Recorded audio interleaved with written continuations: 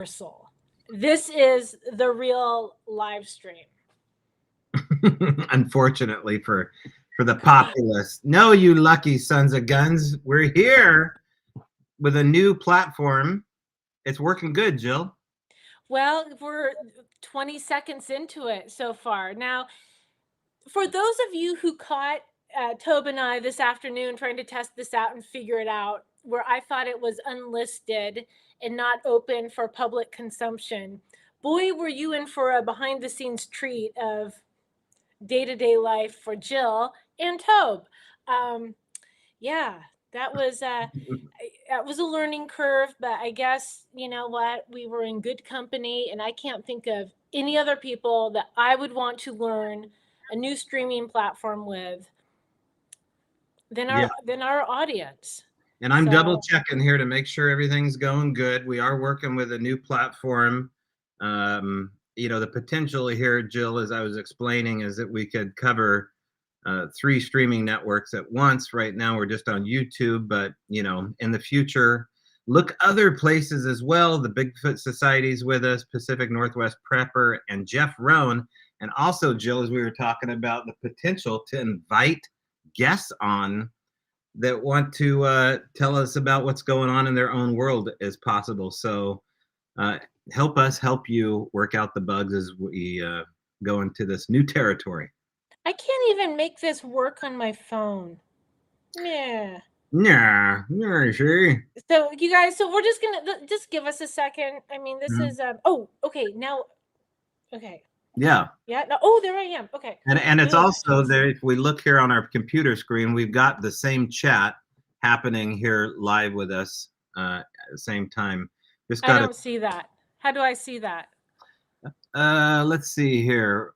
I need a grown-up. Yeah, I see the chat. It's on the right-hand side. Oh, chat. Okay. Yeah. Oh, look at that. Yeah, Pacific Northwest Prepper with $20. Thank you. Oh, thank you. Thank you. I'll cover the next bill. This is a nice setup. This is very user-friendly instead of us struggling with with my iPhone. I don't know how you were working it on your end.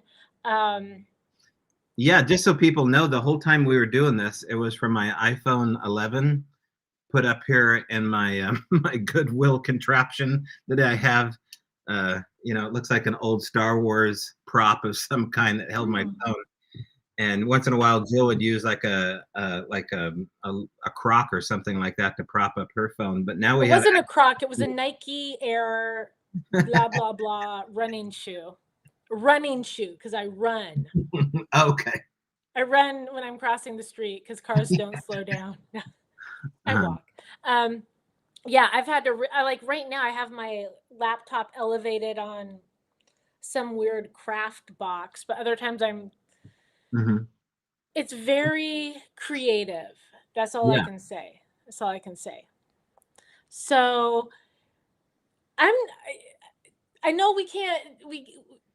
I don't want to keep people in the dark, but I'm going to build up some mystery for upcoming live streams.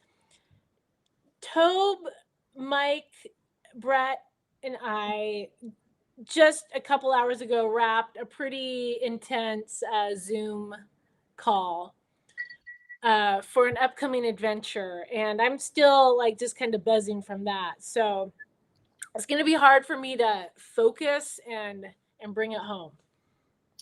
Yeah, I mean, it's going to be a learning curve. In your court. Like I said, I haven't done this since Knott's Berry Farm, so it's going to be a real learning curve for me, and a little bit of history, an adventure of a lifetime. I'm up for the challenge. So how should we unfold and roll out these new beginnings? Where should we begin? Where should we begin this week? Oh, this podcast brought to you by Bigfoot Pee. I drank all my Bigfoot Pee, so I don't have the bottle with me right now. Mine's on the night. Let me grab it. Okay, go grab your bottle. It's on the nightstand because it's empty, and I didn't have it I downed it right before we started. So Shortly after we started running Bigfoot P, the father and daughter. I know Tina is the name of the daughter. I don't remember Tina's last name, but they came up with a commercial, and so I think their product is now going to be sold on Cliff Barrickman's Spirit of the Columbia River Gorge Bigfoot Tour, oh, good. the official drink.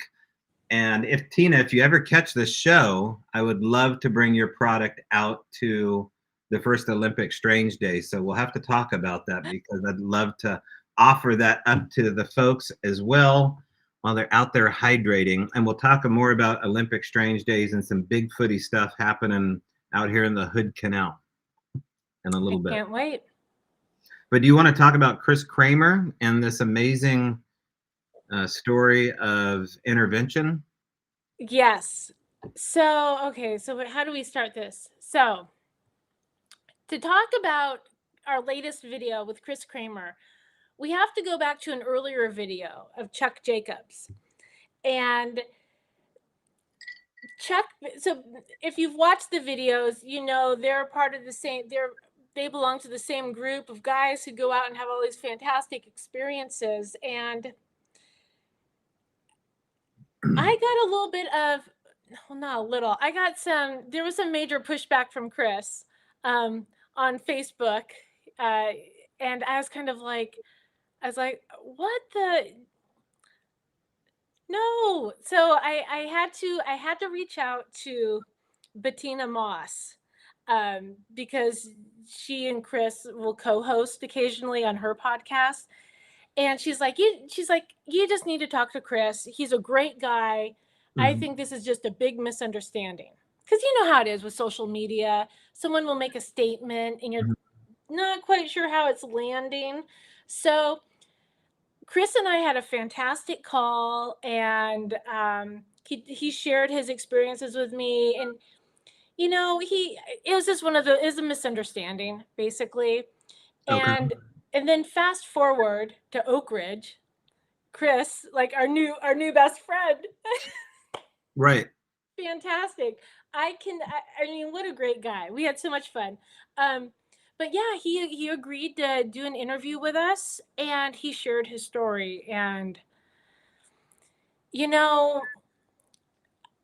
Brett and I've talked about this, and what Chris shared, what he experienced, it really, if there was a mission statement for A Flash of Beauty, Chris, what he experienced really encompassed that. We really want to focus on the positive and the awe. There's just so many mysteries in this world, and that can be like a whole other conversation. But what he experienced out there, I mean, call it a miracle, call it a healing, call it Sasquatch 911. I don't know, but it's well, a pretty amazing. Explain to the folks what happened, just a little bit. So I don't want to do any spoilers for anyone who's watching who hasn't had a chance to watch his interview, but he had a pretty significant traumatic injury in the workplace. And I mean, he was in the hospital, I want to say, for 3 months. Was it 3 months? Is that?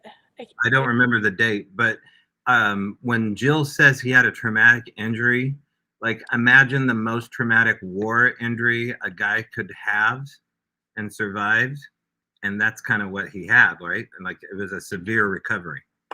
In the workplace, yes, workplace. Yep. So he was almost like a war injury, yeah. Yeah. Oh, very much so. So he hadn't been able to go out and like check, and some of their guys were like, just come out, we'll help you, we got your back, And I don't want to ruin it because you got to hear it from him in the video. But what he experienced out there, there's no reason why I don't know how to even say it. It's like, it was a miracle. But aside from that, they'd had these interactions with the Sasquatch, Mhm. and it all lines up. And he's had continued, other experiences, communication and whatnot. And it's Mhm. just, it really kind of symbolized, and it was just, the word coexistence comes to mind. Like, we can coexist. There's room for both, Mhm. worlds to merge. That was a total word salad, and I apologize, but I don't even know how Well, to sum up his video. let me see if I can fill in a little bit of salad here. I'll be the croutons on your salad. Toss my Um, salad. well, okay, so Chris Kramer, or Kramer if you're French, is online with us actually right now. So I hope I do your story justice. Unfortunately, when we were at Oak Ridge, when you're running a booth, Chris, it's hard to sit and hang unless it's the after show. But generally, when you're running a booth, you're kind of just looking forward to the hot tub. In this case, I was. So I missed out on the footage that you caught in Oak Ridge. But here's what I'll say about you, Chris, is that you covered all the bases with coming to the table with authentic character.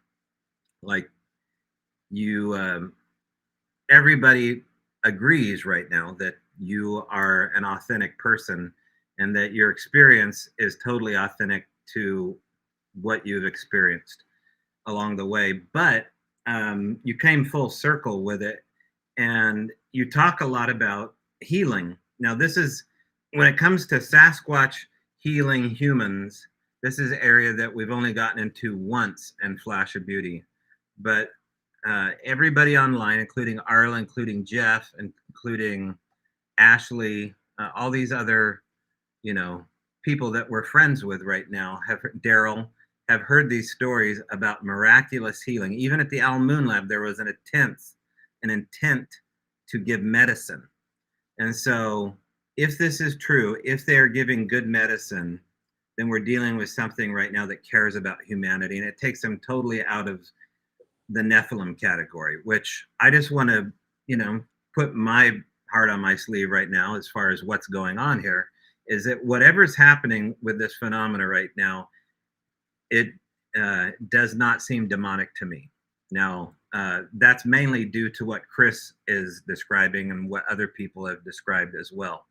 Uh, Chris has had an amazing experience with this phenomena and continues to have an amazing. We should mention that Chris drove all the way from Arizona to hang out with us for a couple days during wildfire season. And so that was a big deal. He brought his girlfriend or his wife, I don't remember which. That's Uh, his wife, Linda. yes. Well, if it wasn't, you should have married her anyway. And so Linda showed up, and she was a good sport about it. But I could tell by like the second day, she was actually kind of having a great time with this whole thing. And I would imagine it was probably pretty cathartic. He was a little bit reticent to go on camera, wasn't he, at first? I don't remember. I'll Okay. be honest. Well, I remember a That's a Brett conversation, question. but eventually He it warmed was up a to it. discussion Yes, that it wasn't a hey, while I'm here, let's right. Yeah. It was no. our prompting. It wasn't him like, hey, I want to get this story off my chest, No, not at all. We asked politely. which is always a good sign, right? Like you don't want somebody just like, hey, look at me. I want to tell, my Bigfoot story to it wasn't like that. No, oh no, no, no, no, not Yeah. at all. Not at all. And I mean, and since that first online that call that I had with him, and from then there had been like a that was like kind of the friendship building phase. And then at Oak Ridge it was like, oh my gosh, it Right. felt like Chris was part of the family, like we've known him forever. So Yeah. Let me tell you the things that he described in this, without prompting, he knows a lot about what happened to him. He's describing how they do what they do. And the crossover between what he's describing and what people describe as people being visited by non-human non-human entities or aliens, there's a lot of crossover. Um, I've heard this before from abductees.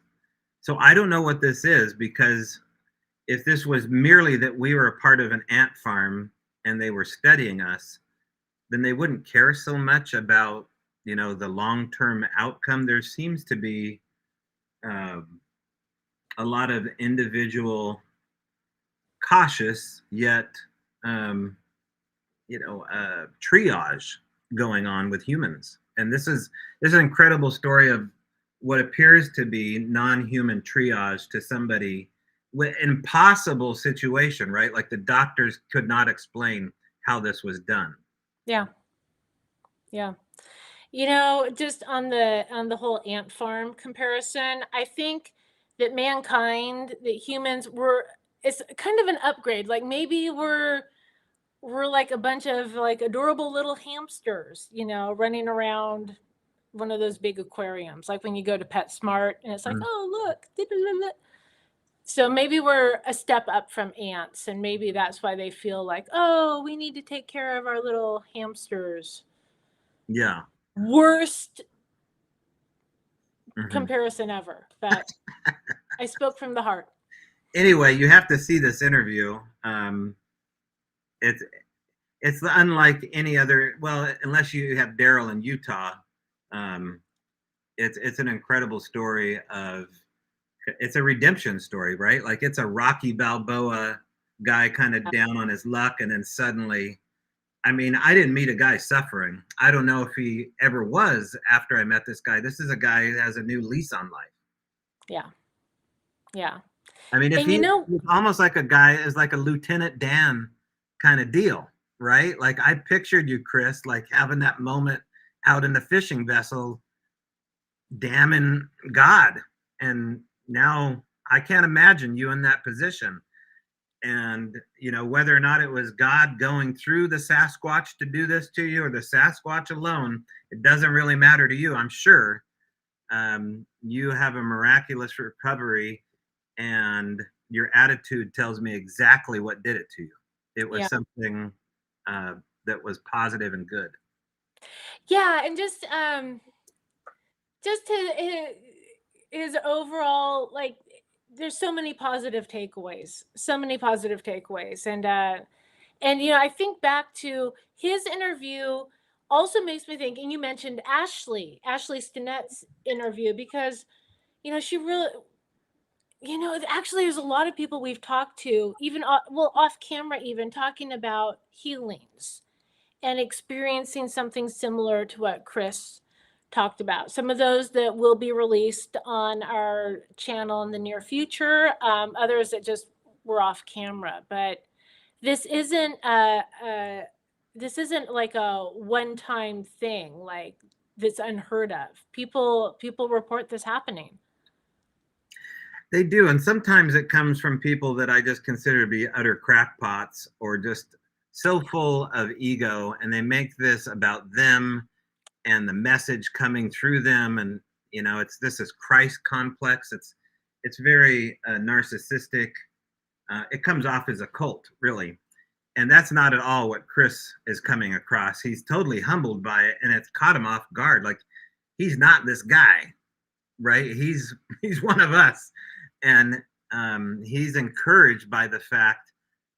And there's witnesses watching this. Like I don't want to give it away, but like some of the people that we've talked to in A Flash of Beauty are in this scene, witnessing this happening, and everybody's watching this moment here. So if you haven't watched it, Chris Kramer's, this is the last video we put up there.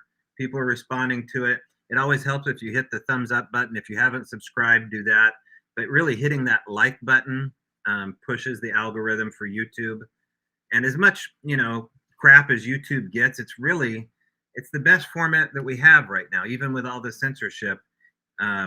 It's you, being able to go inside and type in A Flash of Beauty, Chris, it'll bring it up immediately. There's not too many other video platforms that are able to optimize your search engine as quick as YouTube. So check it out. And just to jump on that really quick, I don't know if you know this, Tobe. A Flash of Beauty is on Rumble. Mm-hmm. And like, just a handful of videos are uploaded because I'll be honest, it's hard enough just managing the Facebook and the YouTube channel Mm, because Brett and I get caught in like we want to interact with everyone who's leaving comments on mm, YouTube. And then it's like, oh, there's Rumble. We need to right. be on that where we can be a little more vocal about some things that we cannot be here. But it's a lot. It's a lot. So eventually, hopefully, I'll be in like the Mm. headspace to be able to manage all of that at the same time. I don't know if you guys have any recommendations or tips on how to manage all that. I'm all ears.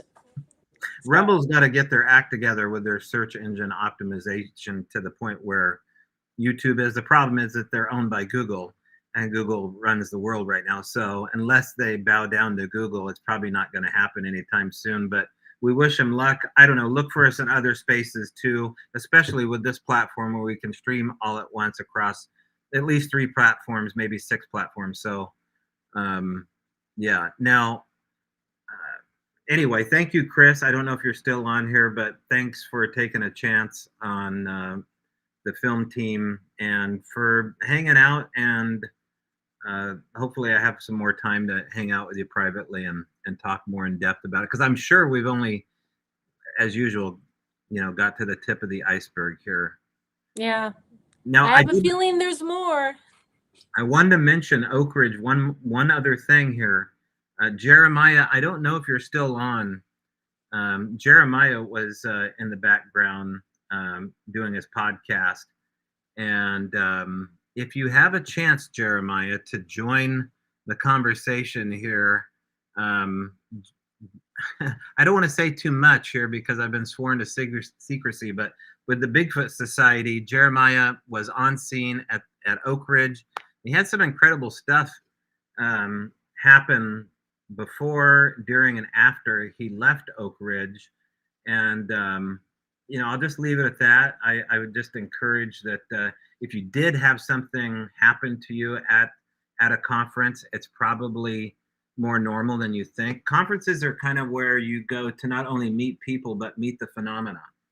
And so for that, I think we just need to take a step back and say, listen, the phenomena listens to you when you're at, however strange that sounds. Like, I know that I'm only speaking at a conference to about 10% of the audience. I have to just kind of let it lie with that. But that 10% gets what I'm saying, is that the phenomena is listening to you when you're at these conferences, and they're kind of setting up synchronicity. So without giving too much away, because I promise you, Jeremiah wouldn't, it set up some really interesting phenomena and synchronicity for Jeremiah. And hopefully someday maybe we can have him on the podcast and talk about that. Well, Tobe, now that I know how to copy the link and send it to people, Right. we Yeah. can go wild. I mean, that's pretty encouraging that we can just pick people out of the chat and go, "Hey, Arla, tell us more about what's going on out there." Jeff And the fact that Rohn. I can figure it out is a minor miracle. I usually have other people figure it out, and then I jump in like, "Hey, all Yeah. right." Now, did I Yeah. mention that Jeff Rohn had a run-in with somebody near the Al Moon Lab? Did I talk about that story? I don't Last think week was a rough show to wrap my head around. It was Okay. Yeah, because I had to call in. But I was holding you right here, like, yeah. this would probably be a good moment to invite him in, but we'll warm up to that process. Just regardless, it goes to show what a small world it is. Jeff Rohn was in the proximity of the Al Moon Lab checking on the area for me. And while he was doing that, he ran into the plumber that lived next door to Daryl. Do you remember this guy? Okay. Oh, yes. Okay, so they had a word in the wilderness area where we shot some of Flash of Beauty Part 2. Just totally unprompted. One party was in the woods, the other party was in the woods. And the plumber told Jeff that not only has he seen the lights, but he saw a tall, lanky black thing turn into a cougar. He called it a skinwalker. And I hope I'm getting that part right, Jeff, but to the degree, that's exactly what Daryl described too, is that, when Daryl described seeing a Sasquatch run through the power lines, he described it as looking like Manute Bull, like a very Mm-hmm. tall, lanky figure. He tried to get a picture of it. This is exactly what the plumber also described. So um, he did call it a skinwalker, his words, or a shapeshifter, one of the two. And anyway, I've never ran into anybody out there, and just I don't know. It's pretty fascinating. It's pretty fascinating, not only that he actually ran into someone out there. I mean, the timing, because this isn't exactly, you're not just pulling off a main road. Right. You're, there's some effort to Hmm. get down to that spot. Right. Um, and the likelihood of someone else being down there at the same time, Yeah. that's weird. Yeah. I also want to mention here too. Someone just mentioned this as well. Is that Cottage Grove goes out to the historic mining district called the Bohemia Mining District. I don't think you guys ever had a chance to get up there. It's about 6,500 feet. Um, it's about an hour east of Cottage Grove Lake, and it's currently on fire. I just found out right before we went online that they have a level 3 evacuation. It's a very historic district. It's where Dick and Duck Seacourt, the last active father and son miner of I believe it's the Silver Star Mining District up there. They're on Ghost Mine on the Sci-Fi Network. Yeah. He went by Graybeard. They have a lot of Bigfoot stories from that area, but apparently that might be a total loss. If it's a level 3 fire, that's not good. So we'll pray for that area. I've got Yeah. some friends up that way too. I'm sure that are worrying whether or not they have to evacuate their homes. It's crazy out here with the wildfires. Like, we have gray skies right now from Canada. Same here. We actually, there's a level 3 evacuation at Hague Lake and Gaston, which is, so we're in Hillsborough, which is kind of like way west side, Portland suburb, but Right. we're not far from the Coast Range, like where Larry Turner had his experiences. Okay. And yeah, I mean, Hague Lake, I think Larry also talked about, having activity out in that area. It's Hmm. beautiful out there. So it's super cloudy or smoky, I guess, here, just completely gray. And Trout Lake. Oh, There's a really? Mount major Adams? fire going on around Trout Lake area too. Oh no, that's like where James is at in Bingen. North of him, Brett was looking at the Firewatch app. I forgot what it was called. But Watch yeah, Wheel he or was something. taking notice of that when we were on that Zoom call earlier Okay. today. So Okay. yeah, the Pacific Northwest is on fire. So send rain. Um, the other thing I want to talk about is this interview that came up on Joe Rogan. Is Give me a thumbs up if anybody's watched Bob Gimlin with a Y, not beloved Bob from Yakima, but a devotee under the pseudonym Bob Gimlin. I think he's got 256,000 subscribers on YouTube, and it's a lot of B-roll footage with him telling stories, campfire stories, not just. There are a lot of Bigfoot stories. I think that's Yeah, how it started. yeah. But he was, I think Joe Rogan is a fan of the channel. Obviously, he's talked a little bit about the phenomena as a bow hunter, and there's a little bit of back and forth about, how Bob Gimlin.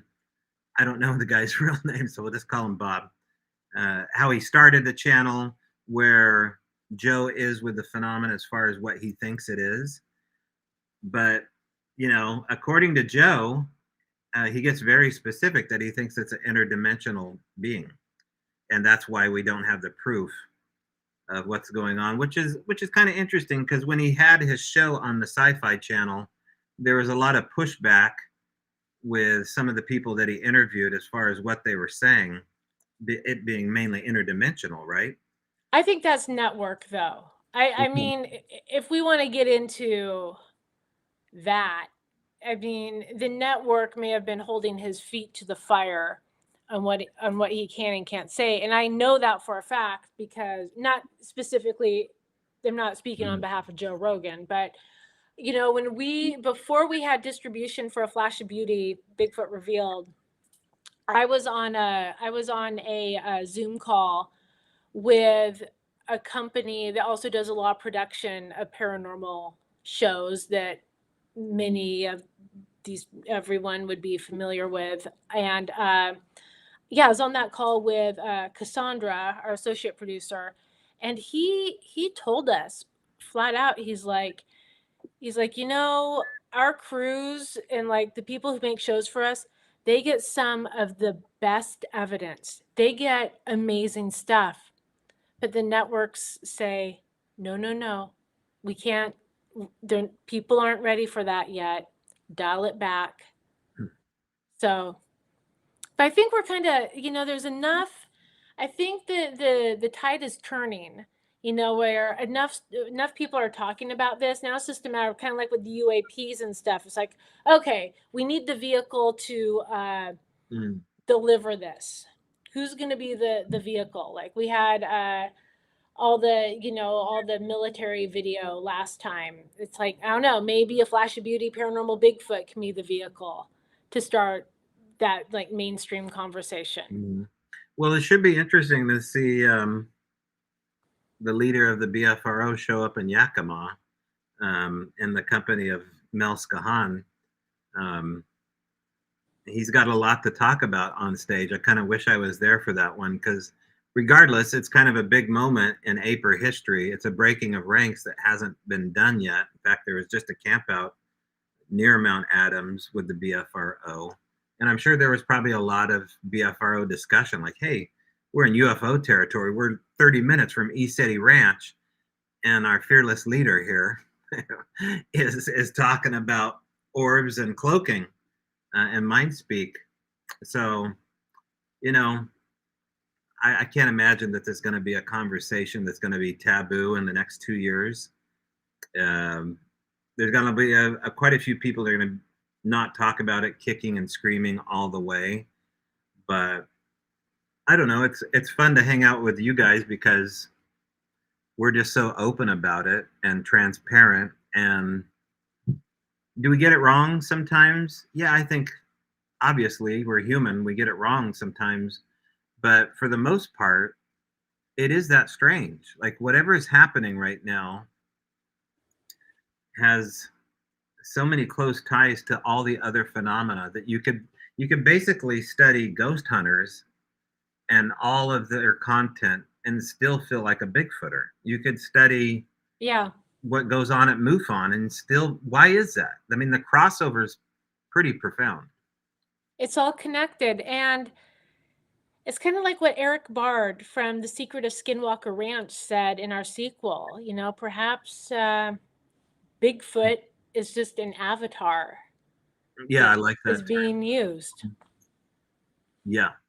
Um, so if you haven't had a chance to watch the latest Joe Rogan, Bob Gimlin, Gymlin, go check out his channel. I encourage you to do it because there's some crazy stuff going on his channel that he discusses his electronics being hijacked while he's editing video. And I didn't expect to find this, but Brett, you better watch what happens to this guy. He doesn't do color correction and find weird stuff. He's doing sound correction and gets audio that he didn't deliver, which again goes to this hijacking theory or this what Henry Franzoni discusses as this layer caking. And you know, he's totally editing together a Sasquatch video on a brand new computer that has no hardware on it, and so he's got a clean, you know, platform. It should be completely wiped, you know, store bought clean, and yet it already has a narration stored in there that is, you know, assimilating itself to a very unusual word that is referred to over and over again. So it's a really odd thing. It doesn't seem Bigfoot connected, but I think it is.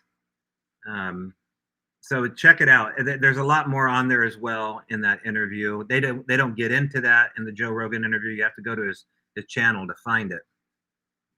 But to hear Joe, and we should mention, Jill, that we have made an attempt, at least I did, since I'm from Springfield, Oregon, and Joe goes to the Bow Rack, and Mark Parker was sponsored by the Bow Rack. Mark Parker of A Flash of Beauty had a profound experience more than once with Bigfoot. One of them was paranormal in nature with Daryl Adams, and we made an attempt to give the Bow Rack, where Joe Rogan goes along with Cameron Haynes to practice bow hunting, and give him a video, or at least somehow get the conversation started that Mark Parker was a witness. Because in this interview with Bob Gimlin, Joe says he knows no bow hunters that have had legitimate Bigfoot experiences. And I was just like, no, you're so wrong. Like, all you had to do was watch the video, man. That was like, probably hidden behind the cash register when you walked into the Bow Rack on Q Street and Pioneer Street in Springfield, and you didn't see Parker Joe. from Millersburg and hear his story. Mark should have been on. He should have been on his radar years ago, but he's not. There's a lot of bow hunters that have had. If you ever see this, there's a lot of bow hunters that have had experiences, and unfortunately, the ridicule factor takes priority over the transparency of the story. That's why it's a hidden event. Yeah, and as gosh, Mark Parker, I mean, because it wasn't just the sighting, the initial like experiences he had while he was out hunting. Stuff started happening at home. Like things escalated in like a Flash of Beauty Paranormal Bigfoot sequel type of way. And gosh, I wish we had that in the sequel. Maybe we'll reconnect with him in the future and get the rest of the story. But I would love for Mark Parker to sit down with Joe Rogan and be like, I'm a bow hunter. Mm-hmm. This is what happened. No, I mean, I'll never forget when I was at the Hilton in Eugene, Oregon with Cliff Barrickman, and we had a booth together. This was actually at a thing called the Sasquatch Beer Fest. It was a fundraiser for microbreweries. And so I built a statue, like the first Bigfoot statue I built. We sat there, Cliff had his stuff going on, I had my stuff going on, and we sat there and sipped beer with a bunch of connoisseurs of microbreweries. But then a bow hunter came up and listened to the Moorhead sounds. And the look on that bow hunter's face when he heard the audio that he had heard up the Mackenzie 25 years ago, and trying to, his wife was there, and he's trying to retell his wife this story all these years about the language that he heard and how it couldn't be human language and the other things that happened as well. But he had heard that language finally a second time. In fact, we had just talked about that a couple hours about, if this language exists with Sasquatch, which, I'm like 99.9% sure that they have language, right? Because we've heard it with our own ears. Is that this, maybe it's a regional language, but I would think that what one would say they would all kind of understand to a degree. I don't think it would be like Chinese and English. Maybe it is, but it sure sounds the same. It has that samurai chatter quality to it, right? And what Scott Nelson calls these terminal endings, where at the end they express with a phonetic slap. So they say something, and then at the end of it, there's this terminal ending where you get this emphatic, like, and that's the point of the conversation. And you hear that plainly and all throughout the Sierra sounds. And this is what this guy was trying to explain to his wife at this beer fest. So anyway, that's why you got to go to conferences. Just to add on to what you were saying about conversation or communication and language, then you get into, I think that there would be a level of understanding, because then you take it up a level, you level up, And you start talking about the hive mind, Mm-hmm. how consciousness is all connected, so they can tap into that. Now, there are those who have theorized or stated that, you know, amongst the Sasquatch, some it's kind of like you pass it down. It's like psychic abilities. Everyone's got some. Everyone's got some intuition, you know, whether they act on it or use it or are aware of it, everyone has it. Um, but the same thing with the Sasquatch, like if you're with a family that uses the mind speak and the abilities and you pass it down versus the more, oh, what Robin Haynes referred to, like the more natural, like, nope, we're just here doing our flesh and blood 3D thing. We're not doing that, you know, maybe it has something to do with that. But I would imagine, I mean, just listening to it, you kind of get the same vibes. I mean, when we were in Omaha, um, we will on the reservation, we heard that chatter, and it sounded like what was filmed up in the Sierras, Mm-hmm. and it was unnerving for sure. Um, Well, you shouldn't be able to. Let me put the mic back by its spot. You shouldn't be able to feel the sound at the same time you hear it from a range of over 25 yards away. And oftentimes, this is what people say. It sounded like it was 50 to 100 yards away, but we felt the freaking thing speak. You know, it hit us. Like we felt it right in our core. It let us know that this was something that wasn't natural, but it was this language, right? It wasn't just, you know, the owls or the crows or something, you know, that was explainable to that degree. Um, so, you know, this is something that is very rare to catch. I think, you know, Scott brings up a really good point, though, that he says if there is language, there is no language that doesn't have a culture. So that's the kind of rabbit hole we have, is that if yeah, we do have a language, then we need to start talking about the fact that do they need our protection? Boy, I don't know. Like with all the wildfires going on, yeah, maybe we need to at least talk about the fact that their homes are burning up right now and why that would be. But I don't know if they need our protection beyond that. They seem to they be seem doing to be doing well on their own. I mean, right. Yeah, yeah. I would be curious to see what someone like Arla has to say about that as far as they're needing our protection. Just write something up there in the chat, Arla. Um, I do want to mention that Rich Germeau and I were out in the field with Nancy Fry and her husband Gordon, and we were looking over the spot for Olympic Strange Days, making sure that there was a couple different ways to get into base camp. Um, so if you do have a ticket with us for that adventure on the 26th and 29th, all systems go for the original site. There is a potential for wildfires affecting that site. We'll skin that cat when we get to it. But on our way down from the mountain, Rich and I took the back road to look at a spot where Erin, my girlfriend, had a UFO encounter along with a pretty well known archaeologist with the DoD, a guy by the name of Dave Grant, and her father, and another gal named Laura. This would have been circa, I think, 2016-17 timeframe.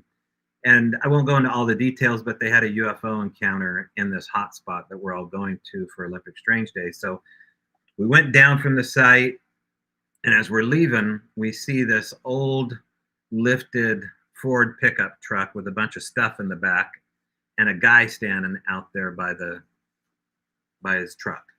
And it was probably 9 or 10 o'clock at night. And this is like the first place you can get to in the woods where you have a cell phone connection. So we talked to this dude. It turns out his fuel pump had went out and he was stuck. Ooh. And so I said, well, let me get a hold of whoever you need to get a hold of. I got a cell phone connection. So as we waited for this long message to get to and from his contact, we're standing in the woods. And I said, well, we're out here doing a Bigfoot kind of thing. Crazy white dudes out here. And he goes, well, I'm Native American. I've got a Bigfoot story. And I said, well, while we're waiting, let's hear it, man.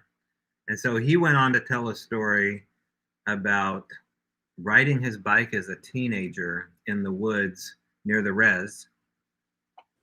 And he said, as he was riding his bike, he heard something paralleling him. So he began to speed up, thinking it was a cat. And so as he was running through the woods and he's on the logging road, he sped up and this thing sped up. And it got faster as he got faster. This continued on. And he was some ways, I believe, from safety. And he looked to the left and he looked in the woods and he just saw, this part was really interesting. He said, these eyes weren't shining. And I was like, well, I know where this is going. So does Rich. And he's just like, what do you mean? He goes, they weren't shining eyes. Like it was dark out. Like I didn't have a flashlight. They were glowing. Like they were red glowing eyes looking at me. Like they had their own lights behind them. And I said, you mean like glowing bioluminescent, like bright red eyes? And he said, yeah. And he goes, but the thing is that as it was looking at me running, it kept its head at me while it was running. It didn't need to look straight ahead. It had its head locked on me at a 90 degree, or 30 degree, whatever that is, looking over its shoulder. And he goes, it didn't need to look where it was running. And I was booking it, as fast as I could. This thing knew the trajectory where it was going. He goes, that, there's no animal that I know of that doesn't need to look where it's going. It just, I thought that was crazy. Like I still get goosebumps. You can imagine hearing that from a First Nations guy in the middle of the woods. As you're waiting for a AAA to show up. Yeah. Anyway, that was pretty crazy. Unfortunately, we couldn't help him out with his car, and we ended up leaving him stranded in the woods, which I still feel really bad about, but we couldn't help him. Like, it was just like, it was his lot in life. Just like there was nothing we could do. He was close to the highway. Our car was packed with camping supplies. We had made our best effort. So. Thanks for the story. Right. See ya. Right. Beep, beep. I know. Terrible of me. Terrible. It was Rich's idea, but an incredible story. Oh, Rich. Well, let's talk about Olympic Strange Days. That is coming up fast. Yeah. So we're doing, every week we have 3 calls where we do an orientation with people that are coming to this, and it's your chance to hear what's going to happen, how it's going to happen, where we're going to meet, possible questions you have, concerns you have. I know there's been some interesting questions about Second Amendment stuff about pets. And so we're answering all those questions for people. And what else I want to say? There are really, if you have a ticket for this, your potential to camp in a group is there, but there's also the potential to be away from the group just a bit. Like you could be in radio contact with us and still be like, within proximity of like a 5-minute drive on a good road. There is such stunning camps up this road that we just found. I had no idea. I don't know if the water in the lake is going to be at the same level, but obviously there's ample evidence to hang out at that area. And if I'm being a little cloak and dagger about where the area is, it's just because of the fact that we don't want people to compromise it. And so you'll find out closer to the date where it is. We all have a meeting point, a rendezvous point where we're meeting on the 26th. So I just want you to know, if you're here and you have a ticket for this, you may want to camp in some of these other satellite camps. And so I'm going to put more information about that on as we get closer to the event. Jill, Brett, I imagine, you're kind of locked into a couple dates right now. You're going to be coming off of one hell of a date coming up here on the 22nd. So we'll see what we can do as far as getting people to spread out a little bit. Also, go ahead. I have to say, Brett and I are more, I don't want to say parasite campers. That doesn't sound right. We're more of the Kato Kalins of campers. We need strong campers that we can just kind of like, I won't say bum off Yeah, of, but you know yeah. what I mean? It's like, sure, we know how to start a fire, but I'm sure the other people there are going to be a hell of a lot better at Mhm. it. And just little things like that, like setting up a tent, like, yeah, we can set it up, but we're going to need advice from pros. So, Yeah. Well, Nancy and I will have you two set up because we feel like um, it would be the right thing to do. because we But need grown-ups in our lives. as far as Simeon and Barb and Rich, we even had Mel Skahan for 48 hours coming in, but that no longer stands to be the case. He did have to add another commitment, but we almost had Mel Skahan showing up. But there are a couple of contingent other people that could show up here that, man, if we can get one of these guys showing up that Nancy has a connection with, the toys that this guy has. That's the other thing too. I want to mention really quick is that tech is going to be in a different area, and Mm. so wherever there's going to be tech is going to be decided on, I think, by the group. So when we get up there, we'll get out some options, but for the most part, it's going to be far away from camp. So I think that'll give us more of a chance to have activity. That's the hope, right? Is that we can kind of lock down the area away from tech, aside from cell phones and Second Amendment stuff. But other than that, it should be an interesting time. We're already working on 2025 right now, so more on that after October. Okay. So let's see here. You looking at the chat? Yeah, you guys, this is like wild because typically on the other way we were doing this, I would get the chat streaming at the bottom, like I'd be talking to Tobe, and then I had this uncanny skill of looking down and only catching the comments of trolls that Oh, Brett let slip through, and I'm just like, oh, right. how do There you hasn't know been a if you lot of don't? trolls this time. I haven't noted a abundance of trolls. Brett's either doing a spectacular job or we have created such an amazing live community that we don't have time for trolls. Maybe Here it's we this new format. Maybe it's troll proofing. We'll see. I don't know. You have to be. Let's see here. I don't know what our next interview coming out is. Uh, I don't want to jinx anything, but it might be an interview that lines up to our next big adventure. Okay. To be determined. Let's I talk got about your shirt real quick. What do you have on? oh Doug Fur, What is that? Douglas Fur, Because the it's new backwards on my camera. I can't see it right facing. Doug Fur. This is the Portland Trailblazers mascot. Now, is it of the opinion that Flash of Beauty is responsible for that mascot?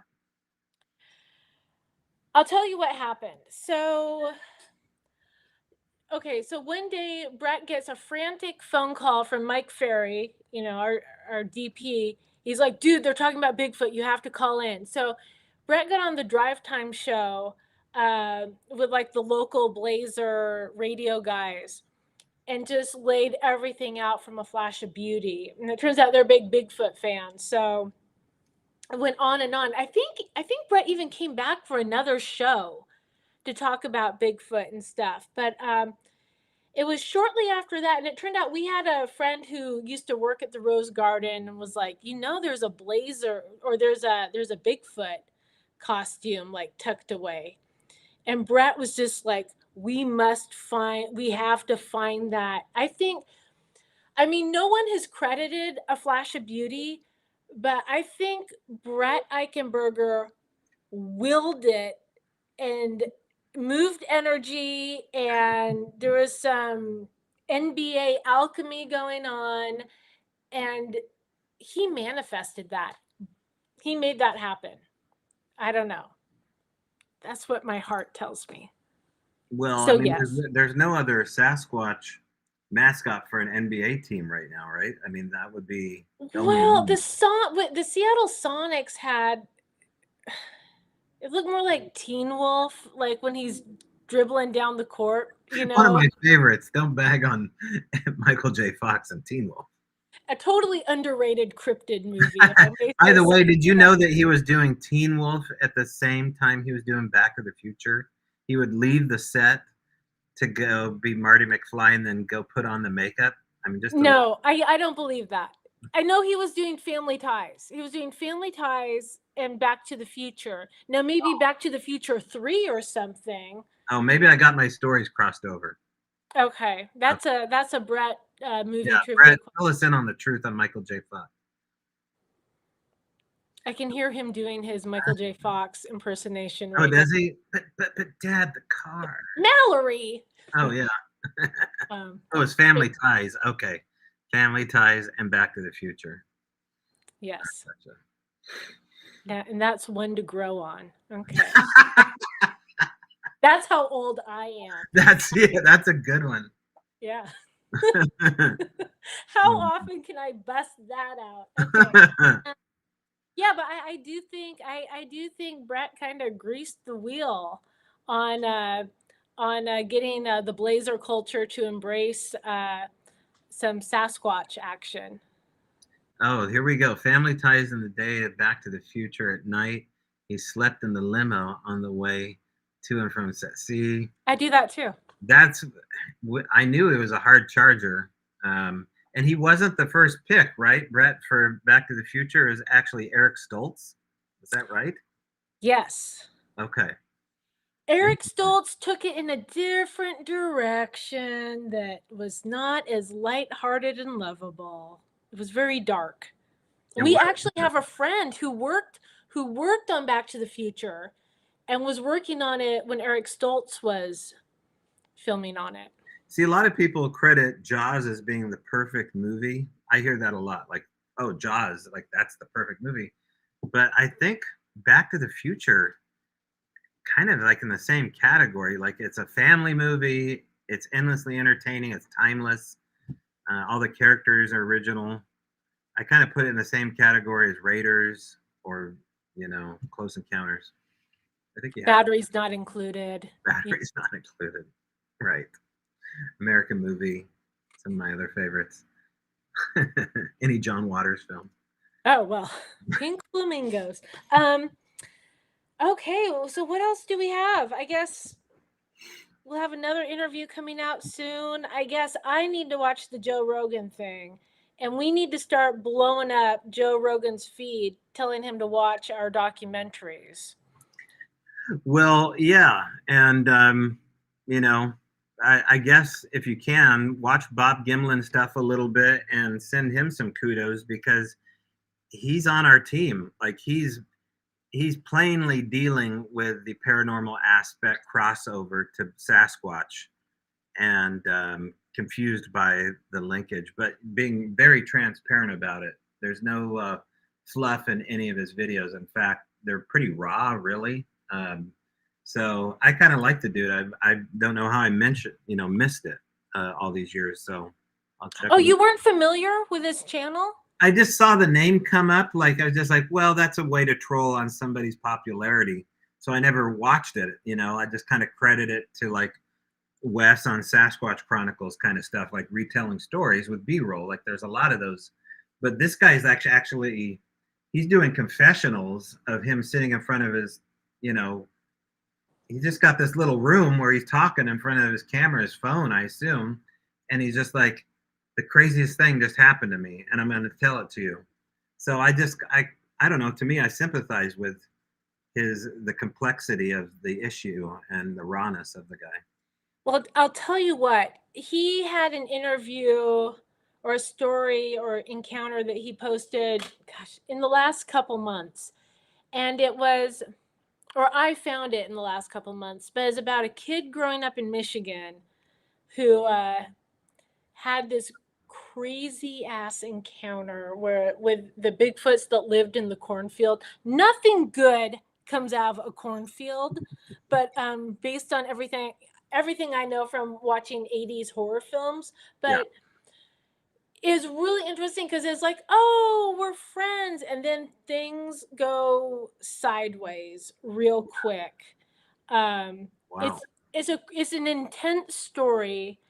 It has elements of Matt Emsh's Dogman Yes. story from his teens. So if Yes. you're familiar with that story, this kind of has not as nefarious, but there's some high anxiety, tension, cliffhanger moments.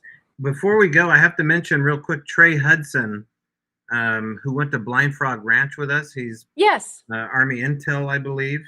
He was on Discovery Channel last night on an episode called Alien Encounters Fact or Fiction. And they show what appears to be a portal opening up in their research area that they call the field or something like Yeah. that.